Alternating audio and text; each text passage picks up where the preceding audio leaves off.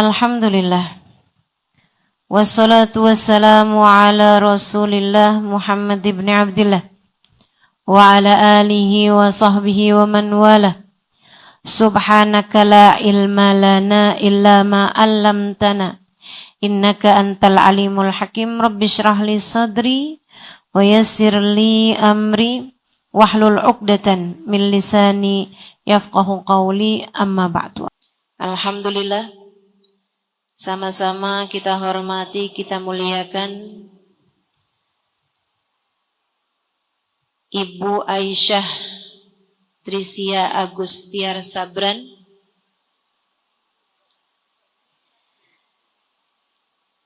juga beliau istri gubernur ya, Ibu Nunu Adriani Edi Pratowo, Ibu Afina Fairid Nafarin, istri wali kota, Ibu Merti Ilona Ahmad Zaini,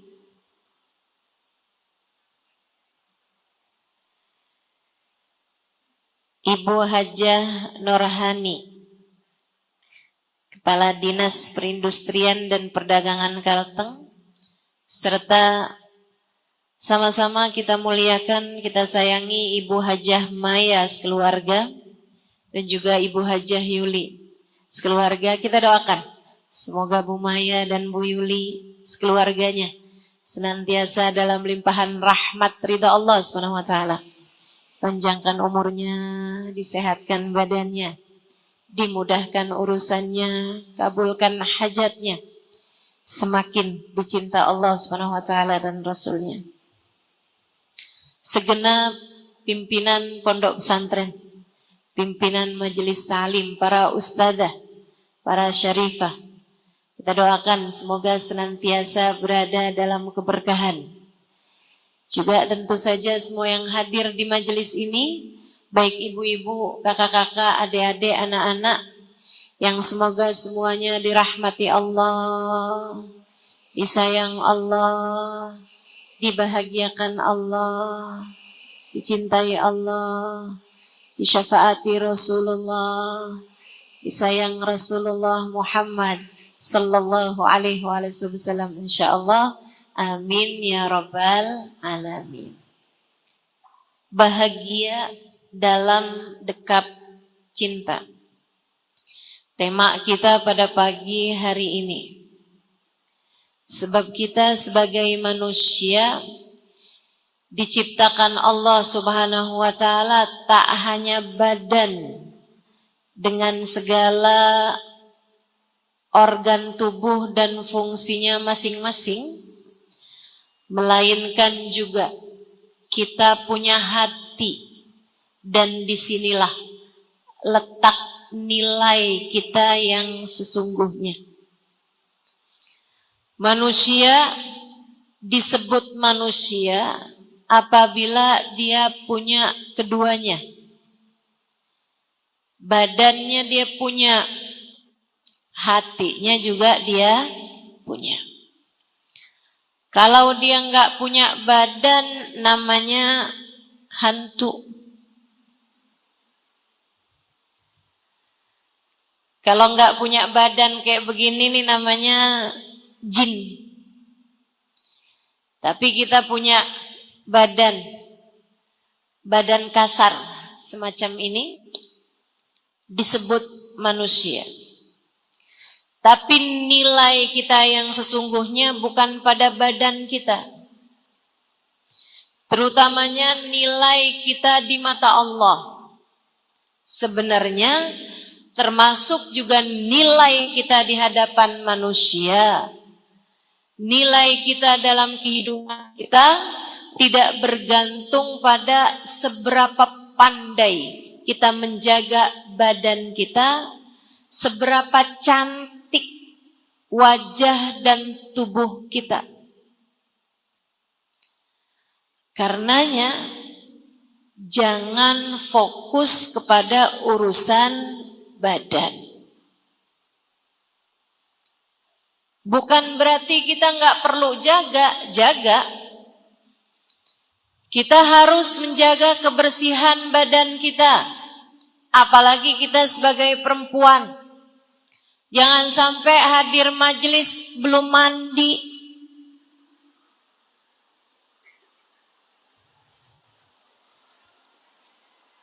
Jangan sampai datang ke majelis belum gosok gigi. Jangan sampai lebih dari 2 minggu atau bahkan seminggu nggak keramasan. Kita harus jaga badan kita. Inna li jasadika 'alaika haq. Kata Nabi Muhammad sallallahu alaihi wasallam, badan kamu itu juga punya hak. Artinya kita punya kewajiban kepada badan kita. Litamur sab'ata ayyam falyattaqillah falyamus jasada ahadikumul ma'. Kata Nabi Muhammad, jangan sampai berlalu seminggu kamu tidak tersentuh air, artinya nggak mandi. Jangan sampai seminggu nggak mandi. Itu pesannya Nabi kita Muhammad sallallahu alaihi wasallam untuk orang-orang yang ada di Arab. Di Arab itu, Bu, biar kata panas nggak keringetan. Kalau di Indonesia, saya kira pesannya jangan sampai sehari semalam nggak mandi. Bisa mengganggu orang-orang di sekeliling kita. Tapi selain kita punya badan ini, kita punya juga hati. Dan sekali lagi, disitulah nilai kita. Seorang istri yang tercinta di hadapan suaminya bukan yang wajahnya paling cantik. Karenanya sering saya sampaikan, bukan karena cantik kamu dicintai, justru sebaliknya, karena dicinta kamu terlihat cantik di hadapan pecintamu. Secantik apapun seorang istri, kalau kerjaannya ngomel mulu, kerjaannya marah mulu sama suaminya, nggak pernah kenal senyum sama suaminya, sampai suaminya kalau ketemu dia berada dalam adegan film horor. Suaminya bilang, saya nggak tertarik nonton film horor. Kenapa? Semenakutkan apapun hantunya, istri saya jauh lebih menakutkan lagi. Secantik apapun perempuan, kalau hatinya nggak cantik, dia tidak akan dicintai oleh orang-orang di sekelilingnya. Istri hatinya nggak cantik, nggak akan dicintai sama suaminya. Saudariku sekalian yang saya muliakan, jadi masalahnya bukan sama badan kita, tapi lebih kepada hati kita. Nah, hati ini juga punya pekerjaannya, yang kalau tidak dipakai kepada mengerjakan yang baik, ia akan dengan sendirinya mengerjakan pekerjaan yang tidak baik. Dengarkan adik-adik, ini penting. Hatimu punya tugas mencintai. Kalau tidak kamu gunakan hatimu untuk mencintai yang benar, maka dengan sendirinya hatimu akan mencintai yang salah. Dengarkan dengan baik, para istri, hatimu punya tugas mencintai. Jika kamu tidak gunakan hatimu untuk mencintai yang halal, maka hatimu akan tertarik untuk mencintai yang haram. Ustazah, saya udah punya suami tapi saya naksir suami orang. Tuh.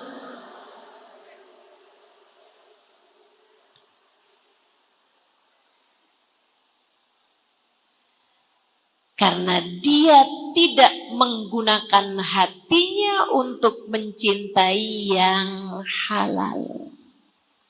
Allah kemudian menjadikan hatinya tertarik dengan yang haram. Hati-hati. Hati-hati. Karenanya sering saya sampaikan kepada adik-adik para jomblowers, jangan pacaran.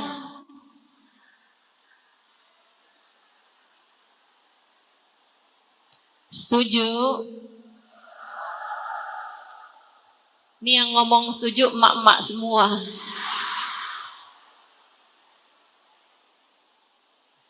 Kenapa gitu Ustazah? Sebab kalau kamu pacaran, kamu gunakan hatimu untuk mencintai yang salah. Nanti hatimu kesulitan untuk mencintai yang benar, yang seharusnya dicintai. Dan itu akan menjadi sebab penderitaanmu, Dek.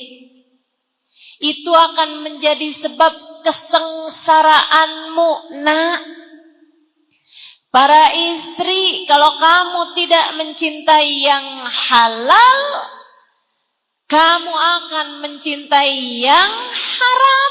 Dan itu adalah merupakan sebab kesulitanmu, penderitaanmu, kesengsaraanmu.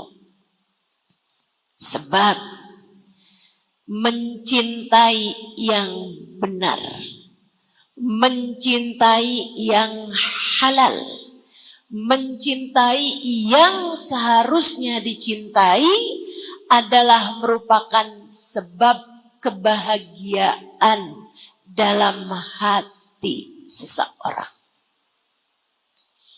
Karenanya, kalau kamu ngerasa hatimu kok menderita, kalau kamu merasa hatimu begitu hampa, galau, gelisah, gundah, pasti sebabnya adalah karena yang semestinya kamu cinta tidak kamu cinta, atau kamu mencintai yang tidak semestinya dicinta.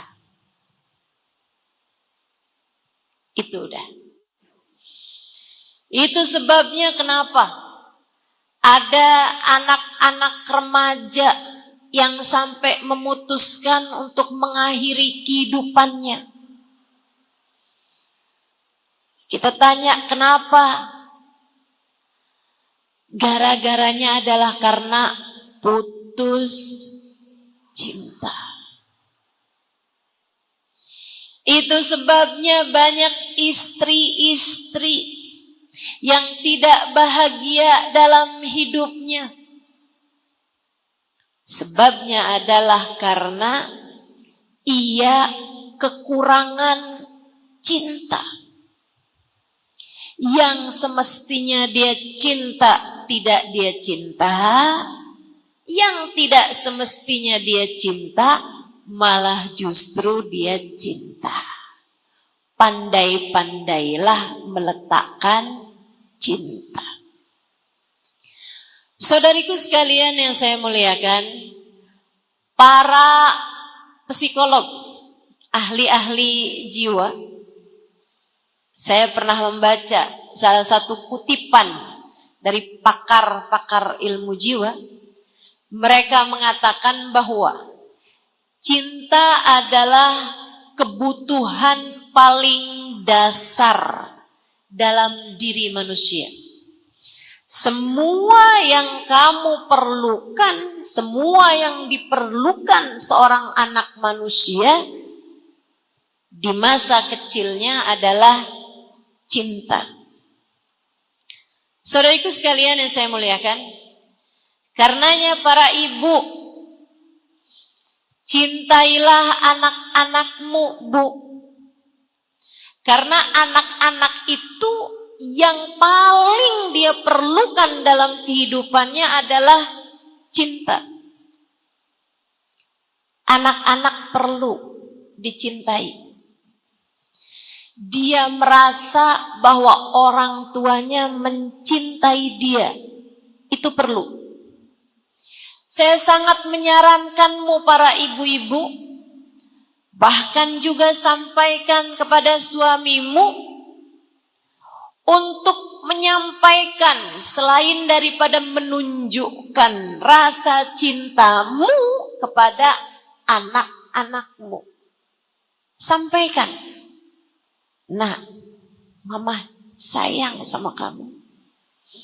Kamu adalah hadiah terindah yang Allah berikan dalam kehidupan Mama. Kamu adalah jantung hati Mama. Nama kamu Mama sebut duluan di dalam doa, bahkan sebelum Mama menyebut nama Mama sendiri." Saya yakin para orang tua pasti cinta sama anaknya. Saya tahu para orang tua, kamu, para ibu, pasti cinta sama anakmu. Tapi anakmu belum tentu tahu. Apalagi kalau kerjaanmu sama anak marah-marah melulu. Apalagi kalau kerjaanmu kepada anakmu ngancem-ngancem melulu. Dari mana anak tahu? Kalau hasil sekolah kamu besok jelek, apalagi kau sampai gak naik kelas, Mama gak mau kenal lagi sama kamu. Jangan bilang kamu anak Mama kalau kamu hasil sekolahnya jelek. Ya Allah, kesian. Dia kalau bukan anak kamu, anak siapa? Anak tetangga. Tetangganya kan belum tentu mau. Ayolah, sayangi anakmu. Tunjukkan kasih sayangmu kepada mereka, bukan hanya lewat perbuatan, akan tetapi juga lewat ucapan. Kasih tahu. Kasih tahu.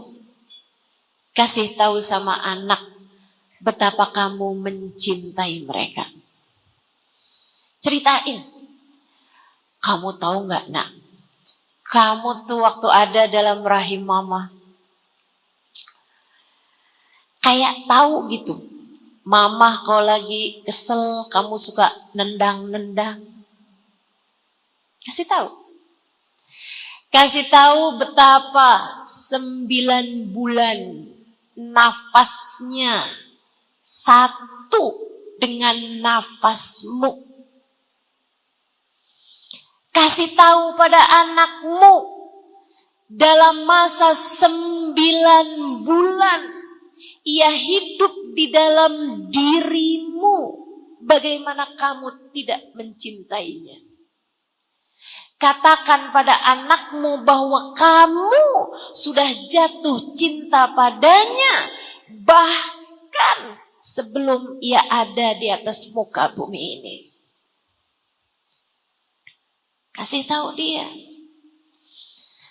Betapa saat pertama kali kamu memandang wajahnya dalam dekapanmu adalah merupakan saat-saat paling berharga dalam hidupmu yang tidak akan kamu tukar kebahagiaannya dengan apapun.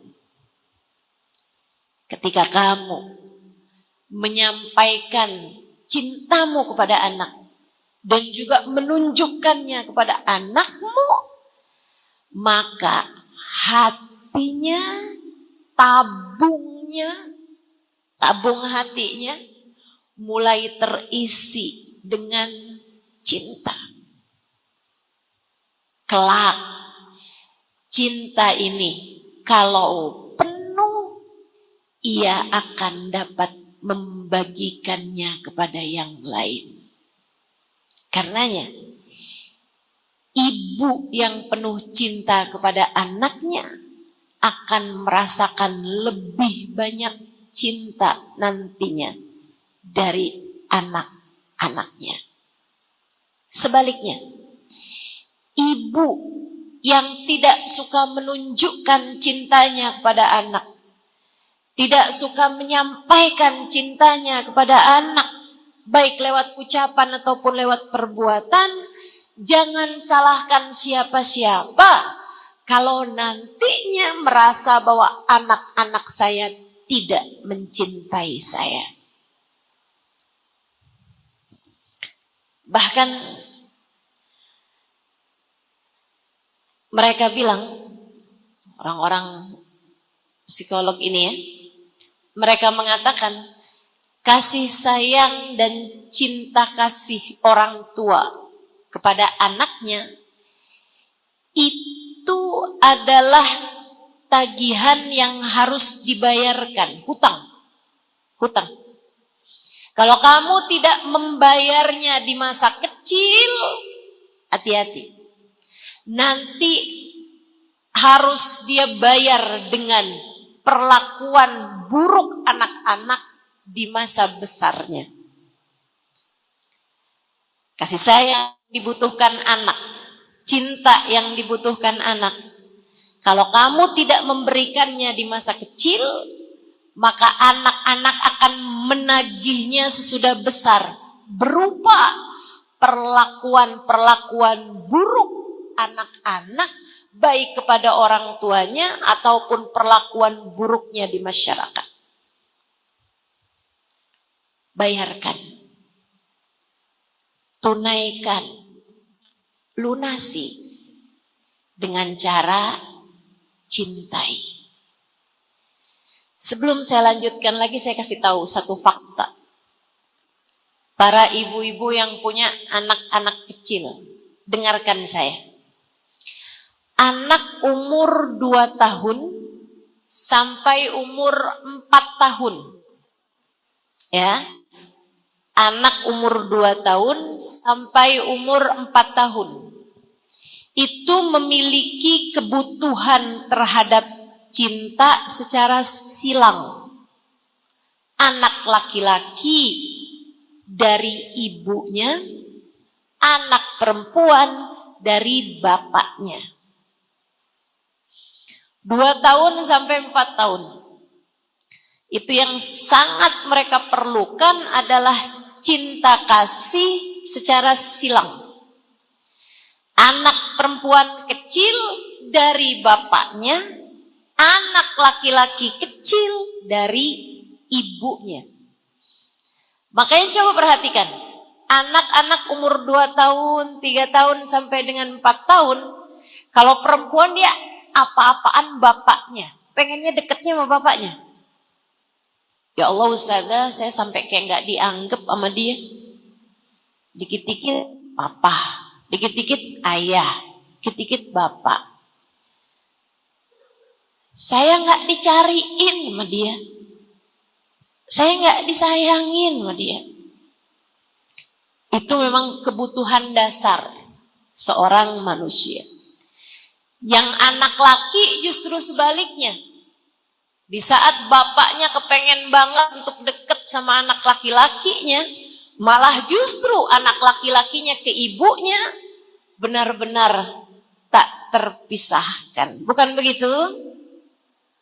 Enggak apa-apa, berikan sesuai dengan haknya. Jangan malah kamu bilang, nih anak saya nih perempuan maunya sama bapaknya aja. Ya udah deh, kamu gak usah mau sama dia biar dia mau sama saya. Jangan, berikan sesuai dengan haknya. Ingat ucapan saya. Seorang anak perempuan yang mendapatkan cukup cinta dan kasih sayang dari bapaknya, tidak akan lagi mencari-cari cinta dari lawan jenis, apalagi mengemis-ngemis hal tersebut di masa-masa besarnya. Remajanya nggak jadi genit, teman-teman. Kalau dia dapat jatah cinta dari bapaknya, penuh. Bapaknya sayang sama dia, bapaknya peduli sama dia, bapaknya senang sama dia, bapaknya menunjukkan betapa sayangnya bapak tersebut pada anak perempuannya di usia-usia segitu. Itu nanti di masa remajanya anak perempuan tersebut enggak akan jadi anak perempuan yang mengemis-ngemis cinta dari lawan jenisnya. Makanya kalau ngelihat, mungkin bahkan dirimu, Ustazah, saya kok punya kecenderungan untuk jatuh cinta kepada lawan jenis dan mudah bosan. Habis seneng sama yang ini, kemudian dia mengemis-ngemis cinta dari yang ini. Habis selesai kemudian dicari lagi. Kayak terus aja begitu. Saya padahal gak kepengen kayak gitu Ustazah. Tapi kok kayak gimana ya? Bisa jadi. Sebabnya adalah karena kekurangan cinta dari ayahnya di usia 2 sampai 4 tahun tersebut. Anak laki juga begitu. Betapa banyak anak-anak laki atau laki-laki di sekitar kita yang kayak nggak pernah merasa cukup dengan cintanya seorang perempuan gitu. Kayak punya istri tetap aja kepengen sana, kepengen sini.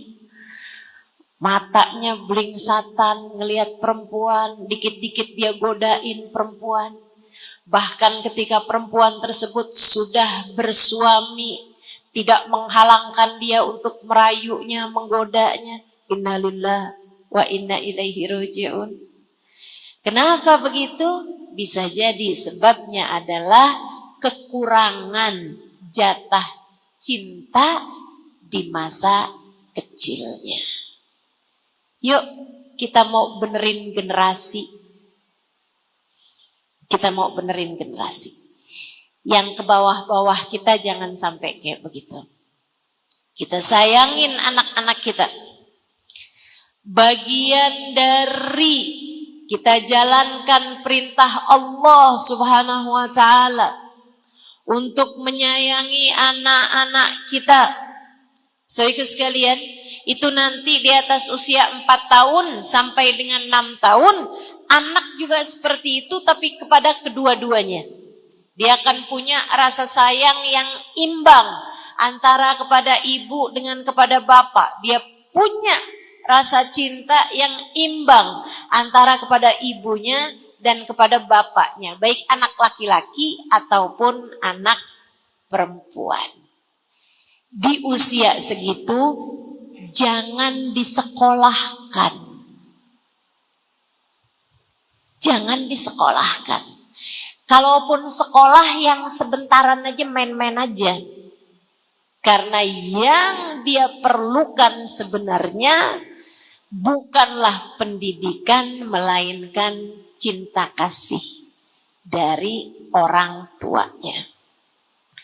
Kamu gak usah berpikir anak saya sekolahkan bahkan dari kecil, dari bayi, biar pinternya cepet. Enggak, Bu. Enggak. Manusia tuh gak kayak robot. Manusia itu bukan seperti makhluk yang hanya perlu untuk asupan otak. Enggak. Yang dia sangat perlukan pada usia-usia semacam itu adalah justru kasih dan sayang dari kedua orang tuanya.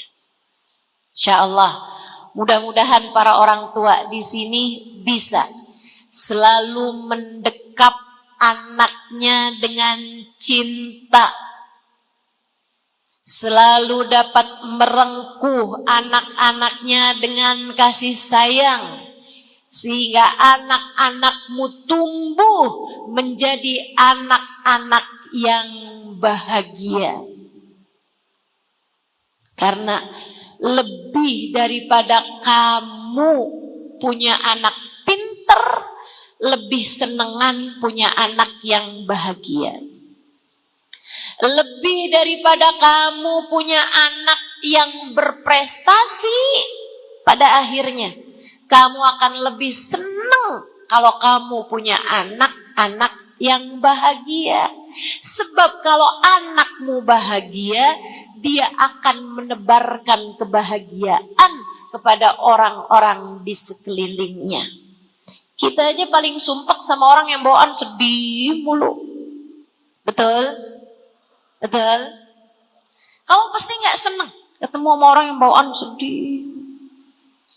Kayak ngerasa saya adalah orang paling menderita se-Kalimantan Tengah.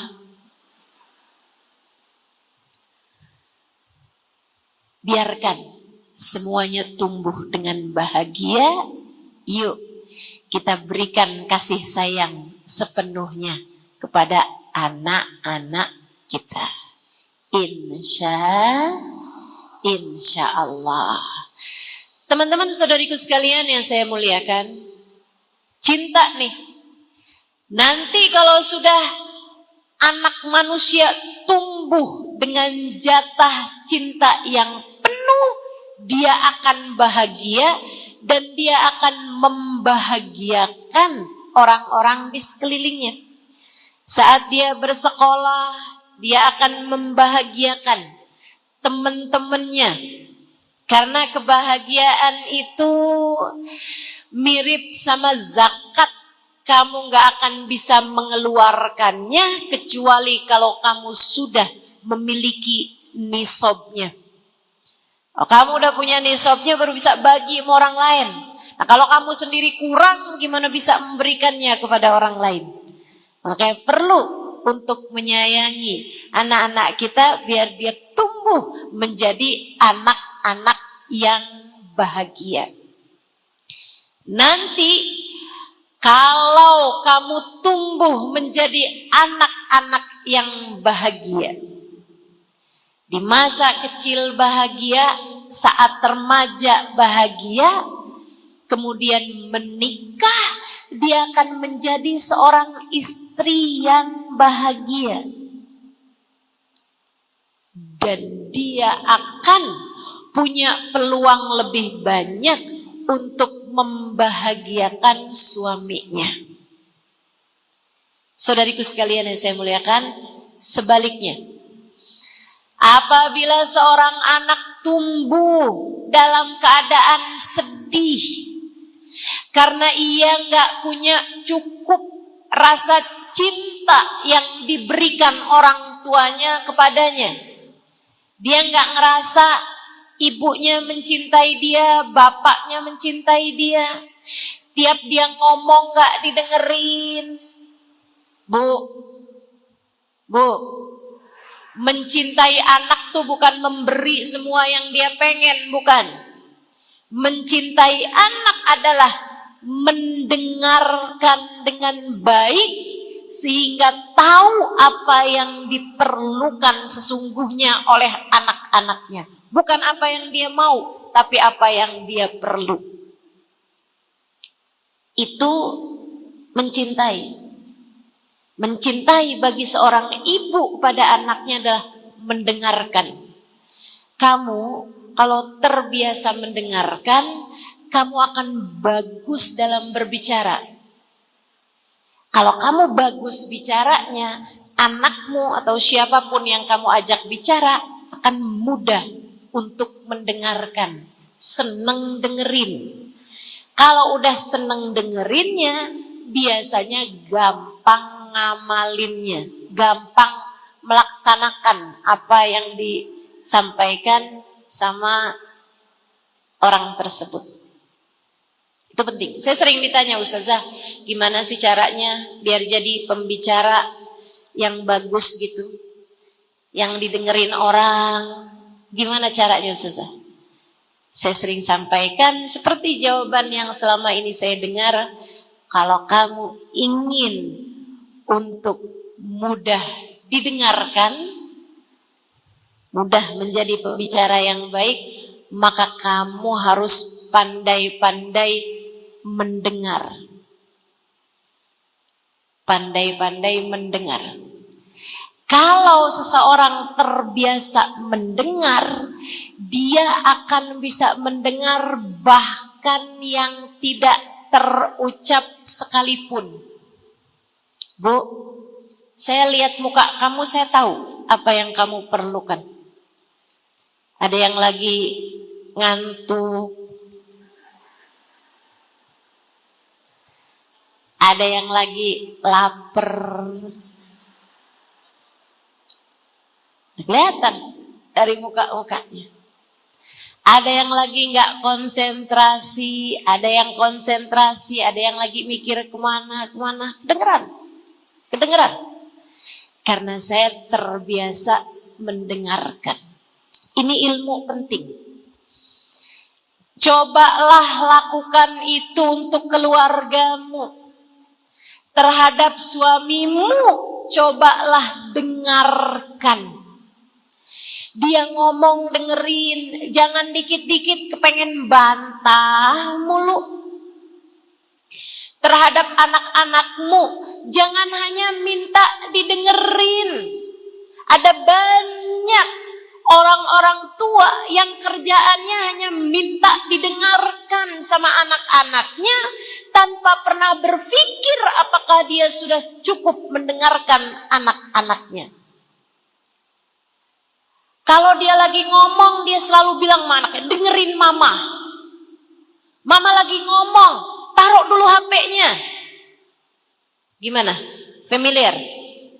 Siapa yang kayak gitu? Saya. Itu kan? Kalau kamu ngomong begitu terus kepada anakmu. Ini mama lagi ngomong ya, coba taruh dulu tuh HP-nya. Dengerin mama, ingat kamu tuh anak mama. Surga kamu ada di bawah telapak kaki mama. Bawa surga sekarang. Saudariku sekalian yang saya muliakan, kamu jadi kesulitan untuk didengarkan karena kamu tidak pandai mendengarkan. Giliran anak lagi ngomong, mamanya sibuk main HP. Untung anaknya santun. Kalau anaknya nggak santun, dia bakalan bilang, mama saya lagi ngomong, tolong taruh dulu HP-nya.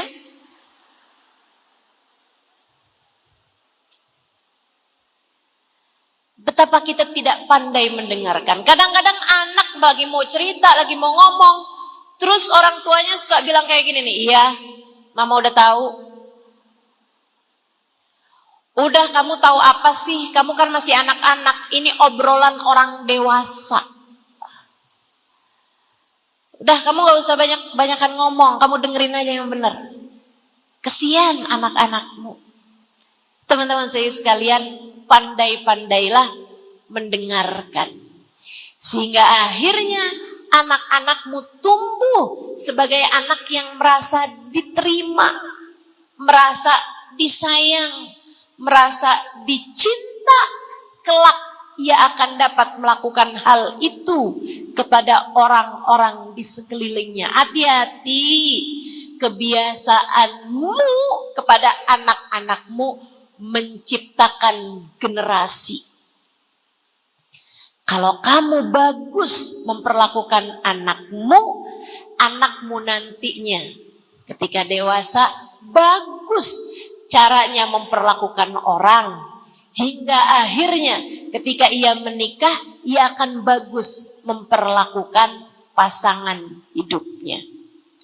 Mudah-mudahan kita bisa jadi orang-orang tua yang bisa mendidik, menumbuhkan generasi-generasi yang penuh dengan akhlak yang mulia, memiliki anak-anak yang hidup dalam keadaan bahagia. Amin ya rabbal alamin. Saudariku sekalian, ustazah, masalahnya saya ini sudah terlanjur Mungkin orang tua saya nggak ngerti cara membesarkan anak-anaknya, sehingga saya merasa sekarang ini saya jadi perempuan yang selalu haus dengan kasih sayang, selalu haus dengan rasa cinta, dan selalu mencari-cari penerimaan dari orang lain. Mungkin karena di masa kecil saya, di masa remaja saya, di masa kanak-kanak saya sebelumnya, orang tua saya nggak punya pemahaman, atau kalaupun punya pemahaman, mereka nggak punya cukup waktu untuk mengerjakan itu semuanya karena kesibukan mereka mencari nafkah bagi keluarga.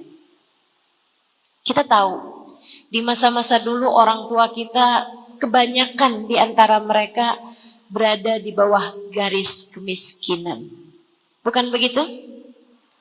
Sehingga akhirnya boro-boro mikirin bagaimana menumbuhkan hati anak yang penuh dengan cinta. Yang mereka pikirin gimana caranya biar anak-anak mereka bisa hidup. Kan gitu aja. Nyariin makanan, nyariin uang, kerja, banting tulang. Mereka sore-sore udah dalam keadaan kelelahan, udah nggak peduli lagi. Anak-anak sekolahnya gimana, anak-anak pergaulannya gimana. Sekarang kami sudah terlanjur tumbuh menjadi perempuan-perempuan yang sangat merindukan cinta kasih, sangat merindukan kasih sayang, berusaha mengemis-ngemis cinta dari orang-orang di sekeliling kami, dan kami hidup menjadi seorang perempuan yang tidak bahagia. Tidak bahagia karena tidak merasa berada dalam dekap cinta. Apa yang harus kami lakukan? Tangki hatimu kosong dari cinta, atau sekurangnya cintanya hanya sedikit aja. Yang banyaknya adalah kebencian, yang banyaknya adalah rasa sedih, yang banyaknya adalah rasa tidak diterima, yang banyaknya adalah keinginan untuk dicinta, yang banyaknya adalah kegalauan, kegelisahan. Nih adik-adik yang sekarang banyak melanda warga masyarakat kita di zaman sekarang ini, umat nih, yang mereka sebut dengan nama mental illness, penyakit mental. Ada anxiety, ada lagi apa tuh namanya, bipolar, aduh segala macam penyakit-penyakit.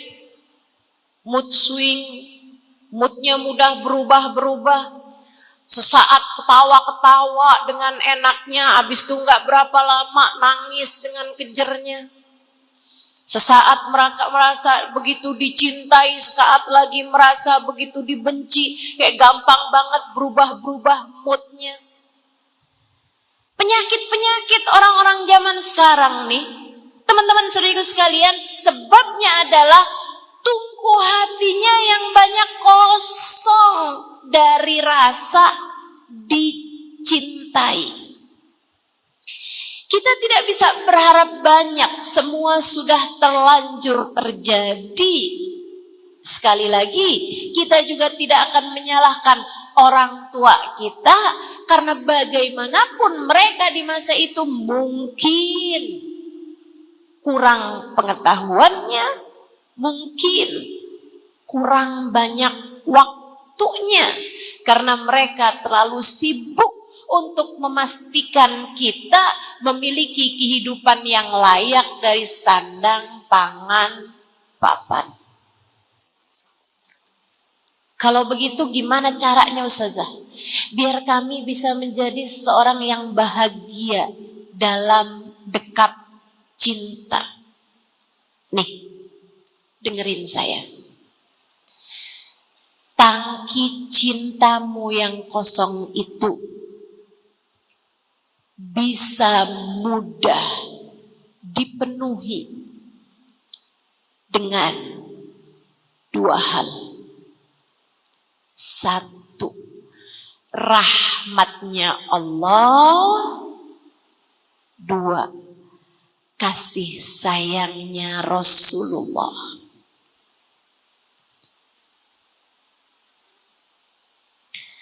Satu, rahmatnya Allah.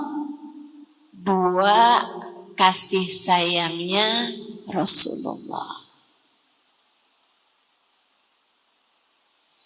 Saya nggak bisa sayang sama orang lain karena saya sendiri nggak dapat kasih sayang dari orang lain. Oh, tunggu. Ada yang dengan mudah memenuhi tangkimu itu, yaitu rahmatnya Allah, cintanya Allah. Teman-teman saudaraku sekalian, Nabi Allah Yusuf alaihi salam nggak dapat banyak cinta dari keluarganya. Ibunya meninggal dunia di masa beliau kecil. Ayahnya sangat menyayanginya, akan tetapi dia punya banyak saudara-saudara yang justru cemburu kalau ayahnya terlihat sangat menyayanginya. Hingga bahkan ayahnya sembunyi-sembunyi dari menyayangi Nabi Yusuf. Kita pun tahu trauma masa kecil apa yang dialami oleh Nabi Yusuf. Dari dibully oleh saudara-saudaranya sampai kemudian dijatuhkan ke dalam sumur, yang sampai kemudian berhari-hari berada dalam sumur, kegelapan, kesempitan, ketidaknyamanan. Ini kalau secara psikologi nih, Nabi Yusuf ini adalah anak dengan segala macam bentuk trauma yang memastikan dia untuk sulit menjadi anak yang bahagia. Saudariku sekalian yang saya muliakan, ini kalau secara kejiwaan orang dengan latar belakang semacam Nabi Yusuf akhirnya kemudian menjadi seseorang yang kejam, yang keji, bahkan psikopat, teman-teman saudaraku sekalian. Akan tetapi lahirlah kemudian Nabi Yusuf dengan segala kepribadian indahnya, dengan segala keajaiban perilakunya, dengan segala kemuliaan budi pekertinya. Kenapa? Padahal Nabi Yusuf memiliki trauma yang sangat besar di masa kehidupannya, di masa kecil. Tak lain tak bukan adalah karena Nabi Yusuf mendekat kepada Allah Subhanahu wa ta'ala dengan keimanannya. Allah mendekatnya dengan kasih sayangnya. Allah memandangnya dengan pandangan penuh cinta dimanapun saja Yusuf berada. Hingga akhirnya tangki cintanya penuh dan ia dapat menyebarkannya, membagikannya kepada siapapun. Teman-teman saudaraku sekalian, bahkan Siti Zulaikha, Sayyidatuna Zulaikha, itu yang berusaha untuk mencari-cari, bahkan mengemis-ngemis cinta dari Yusuf pada mulanya. Cinta dari Nabi Yusuf kan sampai Tahu kan teman-teman ceritanya Nabi Yusuf? Sampai ditarik bajunya Nabi Yusuf oleh perempuan tersebut. Kemudian datang suaminya. Apa yang telah kamu lakukan? Dia dengan segera menjatuhkan Nabi Yusuf. Nih cinta, kalau cinta yang salah, cinta yang haram seperti itu tuh. Seperti apapun dia mencintai Nabi Yusuf, tapi cintanya kepada dirinya lebih besar lagi. Karenanya ketika dalam keadaan darurat, dia berusaha untuk mencelakakan Nabi Yusuf. Bukan mencelakakan dirinya sendiri. Dia bilang, nih yang sudah kamu rawat selama ini, Yusuf, dia berusaha untuk berbuat hal-hal yang tidak baik pada saya. Yusuf nih yang berusaha untuk melecehkan saya. Yusuf nih yang berusaha untuk menggoda saya. Teman-teman saudariku sekalian yang saya muliakan, pada akhirnya Siti Zulaikha menikah dengan Nabi Yusuf. Seperti mana dalam riwayat-riwayat yang akurat kita baca. Tahukah kamu, satu hari Nabi Yusuf datang ke rumah, pulang ke rumahnya. Siti Zulaikha itu jangan kamu pikir tante-tante jelek, tua, enggak. Saudaraku sekalian, Siti Zulaikha itu wanita yang sangat cantik. Sangat cantik. Ia adalah primadona kampungnya, wanita paling cantik di kampungnya, bunga desa di kampungnya. Satu hari Zulaikha bermimpi bahwa dia akan menikah dengan Al-Aziz. Al-Aziz itu bendahara negara. Maka semua lamaran ketika dia remaja, banyak yang melamar dia. Pertanyaan dia cuma satu, tanpa ngelihat orangnya. Bapaknya bilang, ada yang lamar kamu nih Zulaikha. Pah, pekerjaannya apa? Dia seorang saudagar. Oh, enggak, Pak. Dalam mimpinya, dia bermimpi dia menikah dengan Al-Aziz, seorang bendahara negara yang sangat tampan rupawan, yang adalah Nabi Allah Yusuf. Habisnya itu setiap ada yang lamar, tinggal pertanyaan dia gitu doang. Dia kerjanya apa? Atau dia profesinya apa? Atau kesibukannya apa? Teman-teman saudara sekalian, dia dengar saudagar, dia dengar pejabat, dia dengar ini, dia dengar itu, semuanya dia tolak. Pedagang, tukang besi, ini apa, semuanya dia tolak. Sampai kemudian datanglah Al-Aziz melamar dia. Saudariku sekalian, tanpa dia lihat orangnya kayak apa, dia pun mau menikah dengannya. Pas dipertemukan, kaget setengah mati. Ternyata laki-laki itu adalah seorang laki-laki tua, bukan seperti yang ada dalam mimpinya. Itu kisahnya Zulaikha.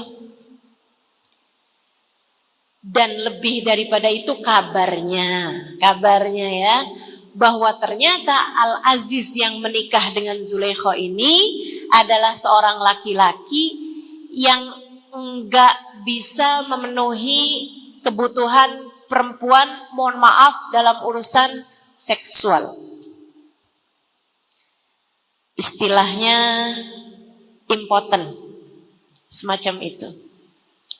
Jadi Zulaikha pun ya jadi istri yang merasa kecewa gitu kan, bertahun-tahun lamanya. Hingga kemudian suaminya ini ngambil budak, beli budak yang adalah Nabi Yusuf. Dia tinggalkan di pavilionnya, di rumah yang berbeda ya. Kemudian dia pun mengajarkan Nabi Yusuf berbagai macam hal. Ketika remaja, Zulaikha melihat dia, lah ini kan laki-laki yang pernah saya lihat di mimpi saya. Hatinya pun tergoda. Dia berusaha mendekati Nabi Yusuf. Dia berusaha merayunya. Akan tetapi Nabi Yusuf adalah seorang hamba yang beriman. Dia tidak akan mau melakukan hal-hal yang dilarang Allah Subhanahu wa ta'ala. Meskipun tuannya adalah seorang perempuan yang sangat cantik jelita, adalah seorang perempuan yang masih muda pada saat tersebut juga. Ya, ada perbedaan dengan Nabi Yusuf, dia lebih tua, tapi nggak jauh-jauh amat juga. Saudariku sekalian yang saya muliakan, hingga akhirnya sekeluar Nabi Yusuf dari penjara, itu ya, karena Nabi Yusuf itu seperti yang tadi telah saya sampaikan, kemudian Siti Zulaikha agak agresif, menarik bajunya, berusaha untuk mendekatkan Nabi Yusuf kepadanya.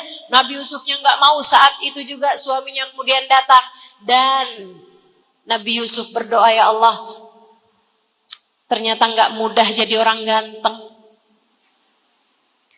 Penjarain aja deh saya, ya Allah, daripada ada semakin banyak perempuan ngiris-ngirisin tangan mereka ketika ketemu sama saya. Mendingan saya aman-aman penjara aja, ya Allah. Nabi Yusuf di penjara, sekeluar Nabi Yusuf dari penjara, Siti Zulaikha sudah menjadi janda karena suaminya sudah meninggal dunia. Saat itulah kemudian Nabi Yusuf melamar Siti Zulaikha dan menjadikan dia sebagai istrinya.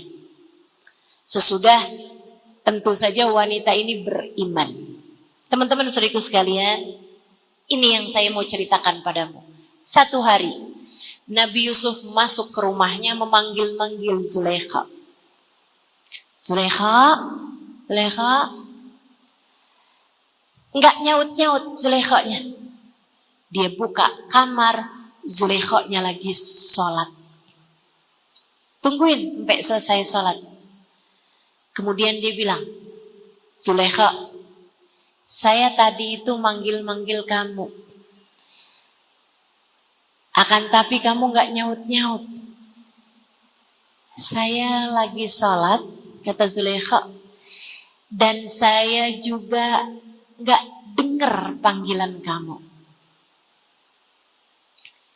Saya sedang berzikir, mengingat Allah, hingga membuat saya lupa dan gak sadar terhadap hal-hal lainnya. Nabi Yusuf bilang, dulu aja kamu segitunya sama saya.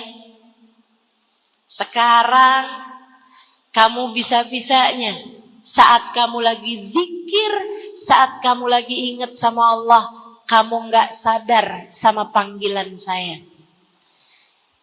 Siti Zulaikha kemudian menyampaikan ucapannya yang terkenal. Ba'dama araftu rabba Yusuf fala ahtaj ila Yusuf. Sesudah saya kenal sama Tuhannya Yusuf, saya enggak perlu lagi sama Yusuf.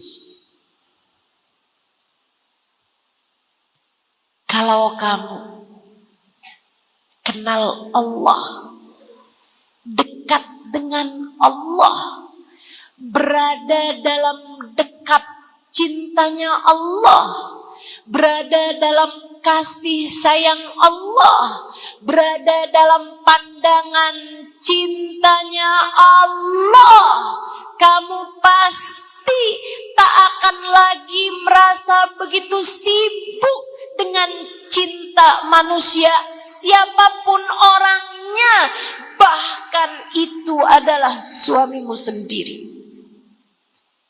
Gak akan sibuk. Gak akan sibuk ngemis-ngemis cinta manusia. Gak akan sibuk nyari-nyari cintanya manusia. Kalau kamu merasakan cintanya Allah. Bu,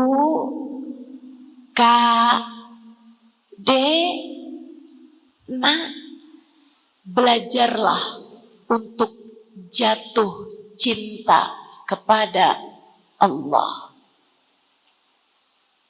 Belajarlah untuk jatuh cinta kepada Allah.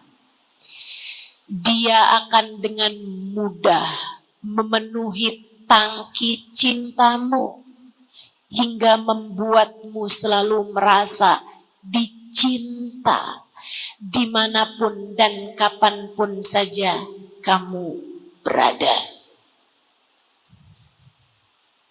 Jatuh cintalah kepada Allah. Percaya saya sudah ketemu banyak para kekasih-kekasih Allah. Saya sudah banyak bertemu dengan hamba-hamba yang mencintai dan dicintai Allah. Mereka enggak sebegitunya berharap dari cinta manusia. Saya pernah sesudah 2 tahun saya pulang dari Tarim. Saya pulang dari Tarim 2003. 2 tahun kemudian, sekitar 2005, saya ada pergi ke Tarim lagi untuk berziarah. Saya ada bawa beberapa rombongan waktu itu. Waktu itu saya masih suka bawa rombongan gitu.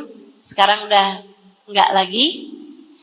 Saya kalau pergi umroh ataupun pergi ziarah Tarim atau pergi kemanapun, tidak lagi bawa rombongan. Jadi jangan ada yang, saya kepengen dong ikut rombongan. Enggak ya. Teman-teman saya sekalian, saya mempertemukan mereka dengan seorang perempuan bernama Hubabah Umairah. Saya tulis juga kisah ini di buku Bidadari Bumi. Saya kasih judul Dokter Hati. Hubabah Umairah, namanya sebenarnya Hubabah Rugayyah, tapi bapaknya namanya Umar, jadi orang sana suka memanggil anak perempuan dengan nama bapaknya, tapi diperempuankan dan ditasghirkan. Dari Umar menjadi Umairah. Hubabah Umairah, teman-teman saudaraku sekalian. Saya waktu itu sudah menikah 2 tahun dan belum ada momongan. Ya ternyata sampai sekarang pun saya belum ada momongan. Saya jumpa sama beliau. Saya kemudian mempertemukan rombongan saya nih kepada Hubabah Umairah dan subhanallah. Lihat tangki hati ketika sudah penuh, ia mampu mendengar tanpa perlu berucap. Ia mampu memberikan cinta kepada orang lain tanpa orang tersebut perlu berkata-kata. Setiap yang datang kepada beliau udah langsung diberi nasihat sesuai dengan keadaannya masing-masing. Jagain sholat dong, yang benar sholatnya. Walaupun kamu sesibuk apapun, sholat kamu jangan pernah ditinggal. Kerja kayak apapun, sholat haruslah yang utama. Iya Hubabah. Datang lagi perempuan lain lagi, salaman sama Hubabah, terus nasehatin. Ama suami yang benar. Jangan galak-galak. Suami itu yang pegang kunci surga loh. Buat kamu. Yang bagus sama suaminya. Ada satu lagi. Jangan pernah bohong, nak. Jangan bohong. Satu lagi. Gak apa-apa walaupun ada orang lain gak senang sama kamu, tapi kamu harus selalu berbuat baik sama siapapun. Semuanya dinasehati sesuai dengan kebutuhan dia saat itu. Gak usah pakai ngomong panjang lebar, Hubabah udah langsung. Kenapa gitu?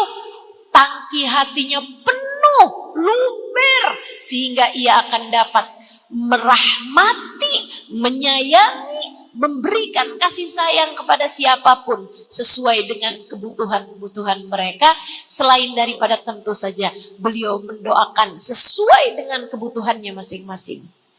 Habis itu saya udah selesai semuanya, saya deketin beliau. Saya bilang, Hubabah, sekarang giliran saya nih Hubabah. Bapak doain saya. Beliau doain. Kemudian saya bilang, Bapak, doain saya biar punya anak. Bapak bilang,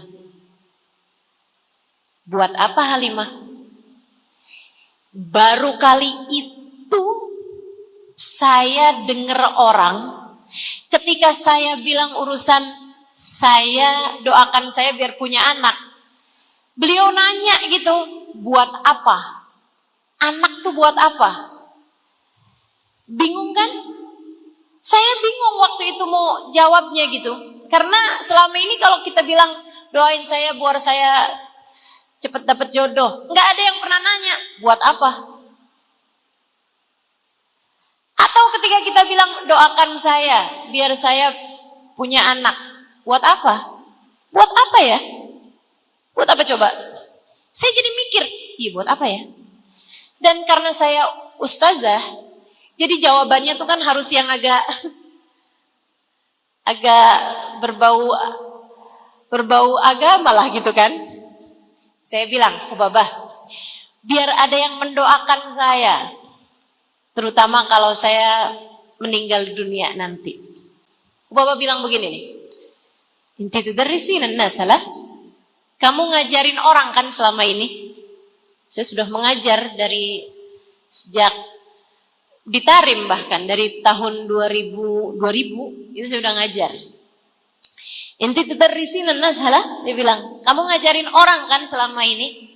Iya, Bapak, saya ngajarin orang. Yang mendengarkanmu selama ini Halimah, kamu pikir tidak akan mendoakanmu. Mereka akan mendoakanmu. Lebih banyak daripada yang kamu mampu untuk kamu punya anak. Kamu punya anak paling berapa sih? 1, 2, 3, nggak sampai 10 juga. Kalau punya anak. Tapi yang kamu ajarin, ada berapa ribu orang yang akan mendoakanmu. Bahkan ketika kamu meninggal dunia, ilmu tersebut akan menjadi sesuatu yang sangat bermanfaat untuk kuburmu kelak. Artinya maksudnya Bapak, kamu gak segitu perlunya anak untuk mendoakan kamu gitu. Saya ganti alasan. Biar ada yang melanjutkan dakwah saya kalau saya meninggal dunia. Atau di masa tua. Bapak bilang, dakwah ini bukan urusan kita, nak. Agama ini ada pemiliknya. Ia akan menggantikan siapapun aja yang dia kehendaki. Kalaupun kamu punya anak, kamu bisa apa terhadap anakmu untuk memastikan dia menjadi ustazah seperti dirimu? Gak bisa. Gak bisa. Dakwah ini punyanya Allah. Allah sendiri yang akan menunjuk siapa orang-orangnya. Akhirnya saya bilang, alasan yang sangat perempuan. Biar suami saya sayang sama saya, Hubabah. Hubabah bilang, Halimah, yang punya rasa cinta itu Allah. Yang punya cinta itu Allah. Allah yang meletakkannya kepada hati hamba-hambanya. Kamu gak bisa memastikan suamimu mencintaimu meskipun berapa banyak anak-anak telah kamu lahirkan. Ya emang iya sih. Yang udah punya anak banyak, suaminya gak cinta juga banyak. Betul?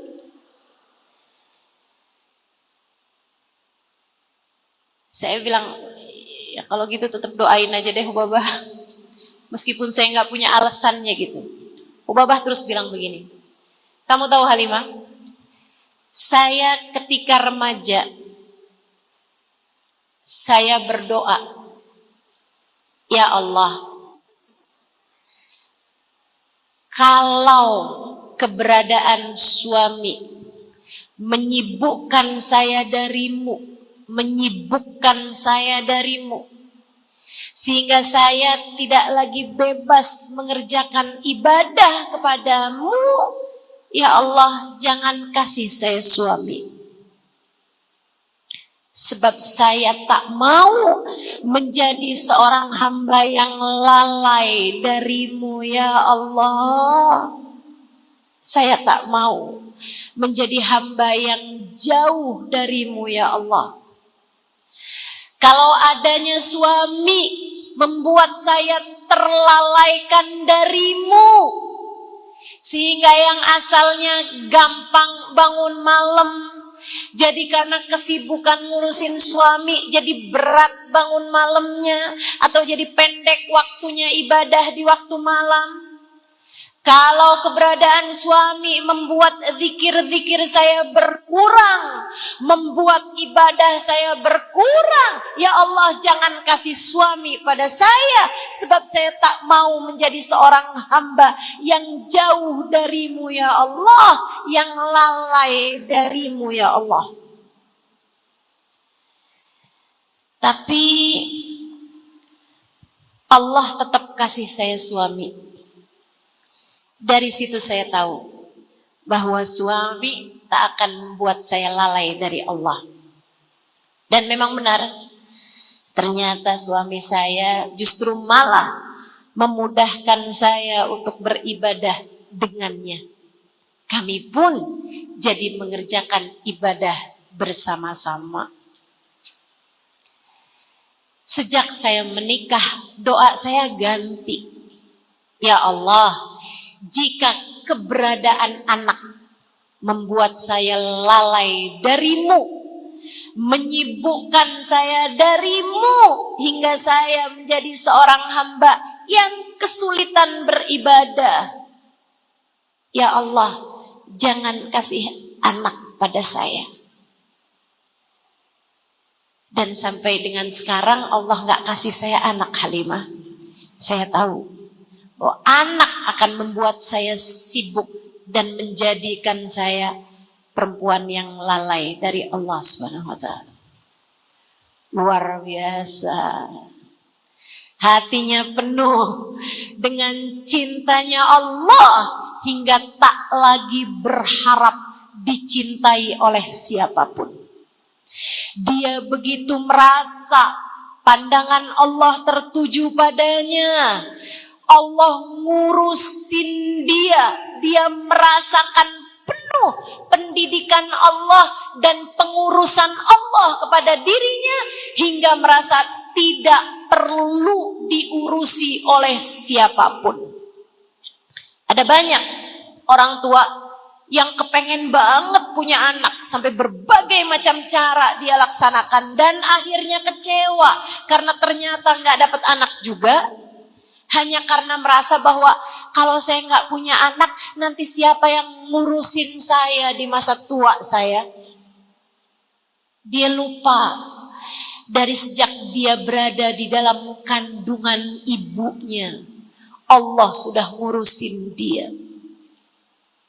Dia lupa bahwa yang sesungguhnya mengurusi hamba, memberikan semua keperluan-keperluannya adalah Allah Subhanahu wa Ta'ala semata. Maka Kak, Bu, Dek, Nak, deketi Allah, raihlah kasih sayang Allah, kejar cintanya Allah, sebab begitu kamu mendapatkannya, kamu tidak akan lagi pernah ngemis-ngemis cinta dari siapapun, termasuk dari laki-laki yang kamu harapkan menjadi suamimu, atau dari laki-laki yang sekarang sudah menjadi suamimu, atau dari anak-anakmu nantinya. Enggak, kamu enggak ngarep cintanya anak, enggak ngarep cintanya suami, enggak ngarep cintanya orang tua, enggak ngarep cinta siapapun, kalau kamu sudah penuh cintanya dari Allah. Allah tuh kalau cinta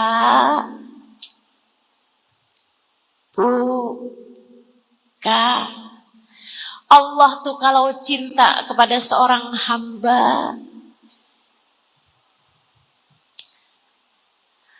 akan membuat kamu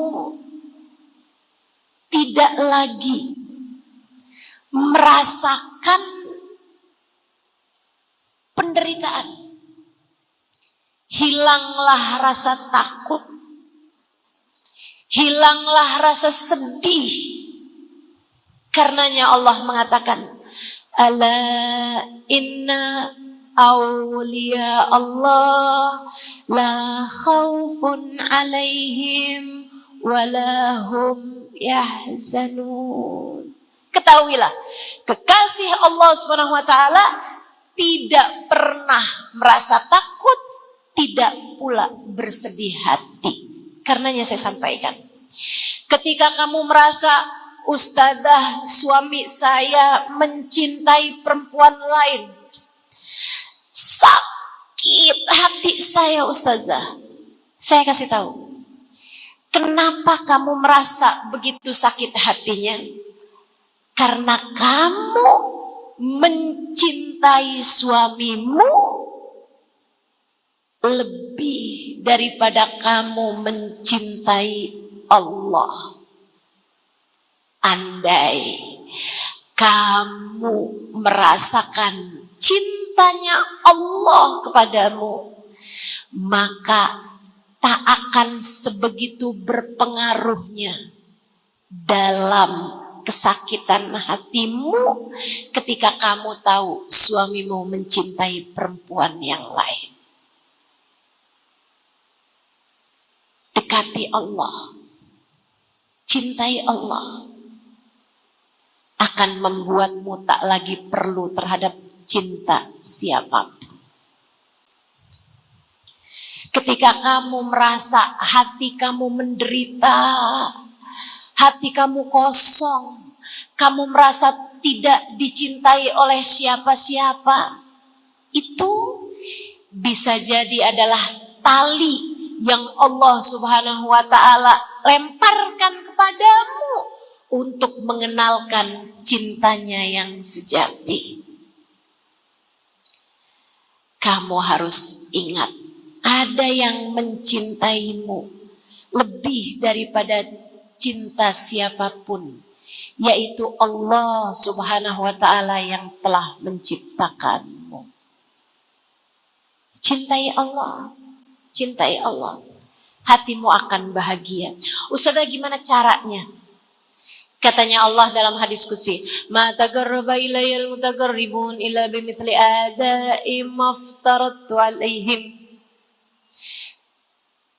Seorang hamba bisa mendekat kepadaku, kata Allah, dengan cara melaksanakan perintahku, menjauhi laranganku. Kamu gak bisa deket apalagi cinta sama Allah dengan cara kamu meninggalkan perintahnya. Saya cinta sama Allah, gak usah sholat duhur. Gak bisa. Kata Allah, gak bisa deket sama aku kecuali dengan melaksanakan perintahku. Kerjain. Sholat jangan tinggal, puasa jangan tinggal. Nih hari-hari ini teman-teman saudara sekalian, dari tanggal 1 sampai dengan tanggal 10 Dzulhijjah, pintu-pintu cinta sedang dibuka. Saya kasih tahu, pintu-pintu cintanya Allah Subhanahu wa taala sedang dibuka dengan selebar-lebarnya dari tanggal 1 sampai tanggal 10 Dzulhijjah, dengan apa yang disampaikan Nabi Muhammad sallallahu alaihi wasallam. Tidak ada hari, ma min yawm al-ibadah fiha ahabbu ilallah min asyri Dzulhijjah. Tidak ada hari di mana ibadah lebih Allah sukai daripada, lebih Allah cintai dari hambanya daripada 10 hari pertama dari bulan Dzulhijjah. Kamu sholatmu membuat kamu dicintai sama Allah. Kamu zikirmu membuatmu dicinta sama Allah. Kamu berdoa, doamu membuat Allah cinta kepadamu. Kamu hadir di majelis seperti ini, sangat mungkin kehadiranmu di majelis membuatmu dicinta oleh Allah Subhanahu wa taala. Dekati Allah dengan ibadah-ibadahmu di hari-hari yang mulia ini. Kemudian Allah mengatakan dalam hadis qudsiynya, "Wa ma zalal 'abd yataqarrab ilayya bin nawafil hatta uhibba." Apabila seorang hamba mendekat kepadaku dengan mengerjakan yang sunnah, saat malam ia bangun untuk tahajudnya, saat hari-harinya ia banyak berzikir, ia menyibukkan dirinya dengan mengingat Allah, dengan mempelajari ilmu Allah, dengan mengikuti sunnah-sunnahnya Nabi Muhammad sallallahu alaihi wasallam, hatta uhibbah. Apabila hambaku, kata Allah, aku lihat dia mendekat kepada Nabi Muhammad, mengikuti sunnah-sunnahnya Nabi Muhammad, mencintai Nabi Muhammad, aku akan cinta padanya. Fa'idha ahbabtuhu, apabila aku cinta kepada seorang hamba, kuntu sam'uhu alladhi yasma'u biha, aku akan menjadi cahaya di telinganya, dia mendengar dengan cahayaku. Aku akan menjadi mata, dia melihat dengan cahayaku. Aku akan menjadi cahaya di lisannya, dia berbicara dengan cahayaku. Aku akan menjadi tangan kakinya, dia bergerak dan melangkah dengan cahayaku. Allah kemudian menyampaikan, Allah kalau cinta kepada seorang hamba, di dekatnya hamba tersebut dengan penuh cinta, dibahagiakannya hamba tersebut sebahagia-bahagianya, diliputi dengan cahaya hamba tersebut. Kemudian Allah mengatakan, wa idza sa'alani la'utiyana wa idza sta'adzani la'uidzanna.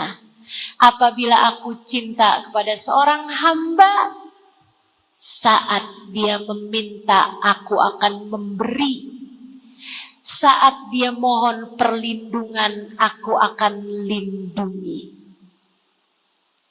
Saat kamu kepengen apapun, bahkan sebelum kamu berdoa, Allah udah kasih duluan. Saat kamu takut terhadap apapun, Allah tak akan beri apa yang kamu takutkan. Allah akan lindungkan kamu dari apapun yang menjadi ketakutan kamu. Maka kamu pun sebagai seorang hamba dari di dunia sudah merasa seolah berada di surga sebelum surga nantinya.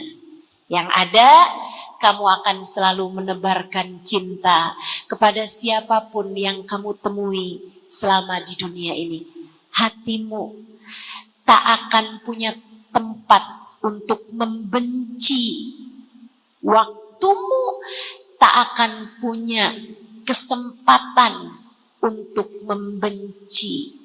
Jika hatimu selama ini sudah dipenuhi dengan cintanya Allah, kamu akan menjadi seorang hamba yang berbahagia dalam dekap cinta. Terakhirnya, cintai Nabi Muhammad. Sebab itu adalah jalan cintanya Allah. Cintai Nabi Muhammad. Sebab beliau adalah pembelamu yang akan senantiasa menolong dan membelamu. Apabila kamu mencintai beliau, tak akan pernah sia-sia cintamu kepada Allah dan Rasulnya. Sementara cinta kepada manusia sangat mungkin untuk membuatmu berada dalam rasa yang namanya kecewa. Manusia sangat mungkin mengecewakanmu. Karenanya cintailah Allah dan Rasulnya. Yuk kita akan minta pada Allah Subhanahu wa taala. Kita baca suratul Fatihah. Kita minta Allah Subhanahu wa taala memandang kita dengan pandangan kasih sayangnya. Kita minta Allah Subhanahu wa taala menurunkan cintanya kepada kita. Kita minta Allah Subhanahu wa taala, saya memohonkan untukmu kepada Allah Subhanahu wa taala agar Allah berkenan untuk memandang hatimu. Saya memohonkan untukmu kepada Allah Subhanahu wa taala agar Allah berkenan memandang hatimu, kemudian membahagiakanmu. Saya memohon kepada Allah Subhanahu wa taala agar Allah Subhanahu wa taala berkenan mendekap hatimu dengan cinta, membuatmu tak lagi mengemis-ngemis cinta manusia, membuatmu tak pernah mencintai dunia sebab tahu semua hanya sementara. Saya akan memohonkan kepada Allah Subhanahu wa taala agar Allah Subhanahu wa taala membahagiakan hatimu itu. Sebab saya kesian kepadamu yang segitunya mengemis-ngemis cinta manusia. Sebab saya kesian sama kamu yang berulang-ulang kali kecewa karena merasa cintamu telah dihianati. Saya memohon kepada Allah Subhanahu wa taala, semoga Allah berkenan memandang hatimu dan mencintai dirimu hingga kamu hidup dalam keadaan bahagia di dunia, bahagia saat ajal menjemputmu tiba, dan bahagia saat kamu sudah berada dalam kuburmu nanti, serta bahagia ketika kamu sudah masuk ke dalam negeri akhirat. اللهم بحق الفاتحة برمة الفاتحة بركة الفاتحة تفتح لنا أبواب الخير تعاملنا معاملة أهل الخير تكفينا من جميع الفتن والمهن بؤس وضير إنك ولي كل خير متفضل بكل خير برحمتك يا أرحم الراحمين. اللهم إنا نسألك زيادة في الدين بركة في العمر وصحة في الجسد وسعة في الرزق توبة قبل الموت وشهادة عند الموت مغفرة بعد الموت وعفوا عند الحساب وأمانا من العذاب ونسيبا من الجنة ورزقنا النظر إلى وجهك الكريم. اللهم عافنا من بلائك وأوزعنا شكر نعمائك وأذقنا برد عفوك وحلاوة مناجاتك. اللهم اجعل جمعنا هذا جمعا مرحوما وتفرقنا من بعده تفرقا معصوما ولا تجعل اللهم لنا ولا فينا ولا معنا شقيا ولا مطرودا ولا محروما. يا محول الأحوال حول حالنا إلى أحسن الحال وعافنا من أحوال أهل الضلال وفعل الجهال. يا مقلب القلوب ثبت قلوبنا على دينك. يا مقلب القلوب ثبت قلوبنا على دينك. يا مقلب القلوب ثبت قلوبنا على دينك وتوفنا على ملتك. يا الله بها يا الله بها يا الله بحسن الخاتمة. وصلى الله على سيدنا محمد وعلى آله وصحبه وسلم بفضل سبحان ربك رب العزة أما يصفون وسلام على المرسلين والحمد لله رب العالمين.